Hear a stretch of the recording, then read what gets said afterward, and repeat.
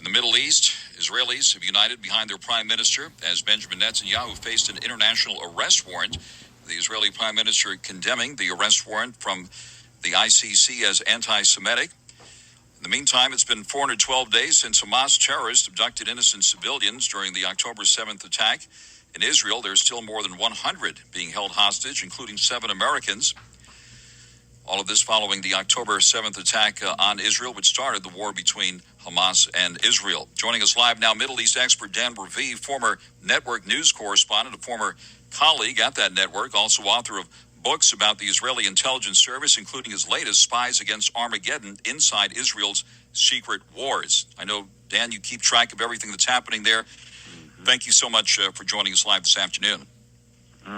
In addition to the wars, as you reported, Frank, there's that new issue that the Prime Minister of Israel and the Defense Minister, Yoav Gallant, whom he recently fired, are now, there are arrest warrants for them. It means literally that Benjamin Netanyahu and Mr. Yoav Gallant, if they travel to several dozen countries that are members of the International Criminal Court, they'd be subject to immediate arrest. Perhaps you heard that even Prime Minister Trudeau of Canada said that Canada would respect the court decision, which means the leader of Israel can't even visit Canada. And Britain indicated that, and countries in Europe. It's quite humiliating. It's quite a blow. And obviously Netanyahu is angry, and as you said, he calls it anti-Semitic.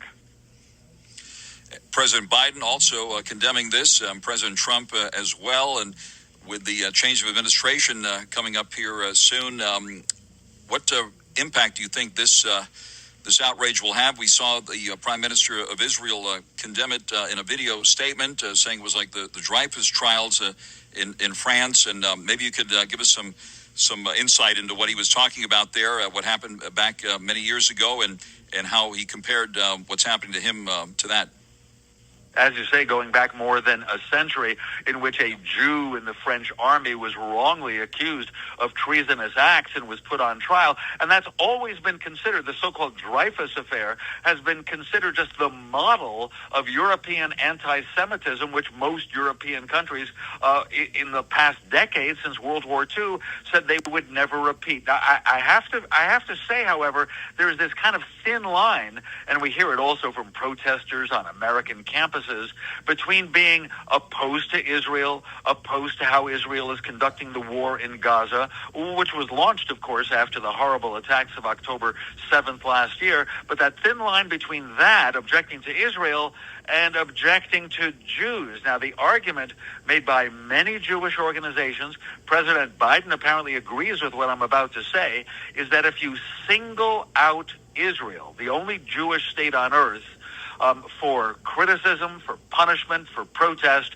and you have kind of a double standard, and you don't condemn anyone else for similar acts, then you're being anti-Semitic. You're singling out the only Jewish country. So it's a very sensitive issue, but I have to say the bottom line effect, even with the sympathy from President Biden and from the next President Donald Trump, is that Benjamin Netanyahu is going to have trouble being, a living symbol of Israel and its strength. This is a blow to Israel. They will still conduct this war against Iran's proxies in Lebanon, that would be Hezbollah, against Iran where necessary, and of course trying to finish off Hamas in Gaza. But that war has been going on for now more than 13 months. There's a lot of sense of frustration, even in Israel and among American friends of Israel. On the air live with a familiar voice to radio listeners, Dan Raviv, Middle East expert, former network news correspondent, and author of books about the Israeli intelligence service, including the latest book, Spies Against Armageddon, Inside Israel's Secret Wars. And certainly there is more back and forth, more attacks on Israel with rockets, and Israel retaliating in various places, fighting a six-front war at this point. Can you give us an update on what's happening at the moment? Yeah, sure. This week, I have to say, the war was really continuing in Lebanon against Hezbollah, which is clearly an Iranian proxy, even as an American diplomat, Amos Hochstein, was traveling in Beirut, Lebanon, and in Jerusalem, Israel, trying to negotiate a deal to end that part of the war. And he seemed to be making progress. There's pressure from a lot of politicians in Lebanon, pressure on Hezbollah to cut it out, to stop it. A lot of destruction being caused in Lebanon. So maybe that part will end in a few days.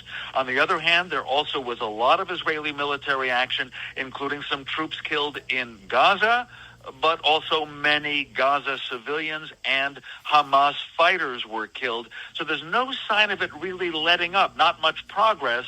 And what's going on in the Middle East is everyone is wondering, will Donald Trump take a different approach toward all that? He's thought of as being pro-Israel, but he's also committed to ending the war between Gaza and Israel. So we're wondering, I think the Gaza war is going to go on almost for sure to Inauguration Day, January 20th, but will Trump come up with something rapidly, maybe with the help of his friends in Saudi Arabia? President Trump has selected Congresswoman Elise Stefanik to be the UN ambassador to the U.S., and she has done an amazing job of highlighting the fact that hostages are still being held after, 412 days at last count. She will be the new UN ambassador there, very pro-Israel, of course. What else do you see ahead under the Trump administration as it relates to the Middle East? Yeah, I think you've got to know that Israel, which sees itself as a very strong ally of the United States, is hoping that the Trump administration will be simply more pro-Israel, not putting any restrictions on Israel's ability to use weapons. But I'm not sure that'll happen, even though Donald Trump is definitely appointing people who say they are pro-Israel. Again, that commitment to try to end the war, I think that could produce some fresh thinking. And most Americans might feel pretty good about it. For instance, if Saudi Arabia and other Arab countries would agree to help administer the Gaza Strip, if a deal could be made in which the 101 people who are being held since the Hamas invasion of last year would be released, the war could stop. It could be quite incredible. We could turn the page. Now, I'm probably being too optimistic, and Frank, you and I have known each other now on the Middle East front, for more than 30 years, I think. Yep. And you could accuse me of being overly optimistic, but what else can we be? Because things have been very dark and very difficult for most of the people in the region, certainly in the past 13 months. It's been a head-spinning year this year with the unthinkable happening, Israel coming under direct attack from Iran. Israel retaliated. And what do we need to know about that most recent raid? Did, in fact, the Iranian nuclear facilities get hit in any way? Yeah, last time we spoke, we were saying that we expected Iran to hit Israel again with long-range ballistic missiles, but Iran hasn't done it. And diplomatic sources say Iran has informed the incoming Trump administration that Iran wants to hold off. Now, that could in part be because the Israeli airstrike against Iran, now about a month ago, was more effective than we knew. Word is just leaking out in recent days that Israel hit a secret nuclear facility in Iran that was building parts for what could be nuclear bombs. So the Israelis have been very effective with their airstrikes. Is that enough to make the Iranians stop? Or will they decide just to fight through Hezbollah of Lebanon, to arm more terrorist groups, We'll have to see. Again, I can be optimistic for next year, but right now, as you know, a lot more violence is expected.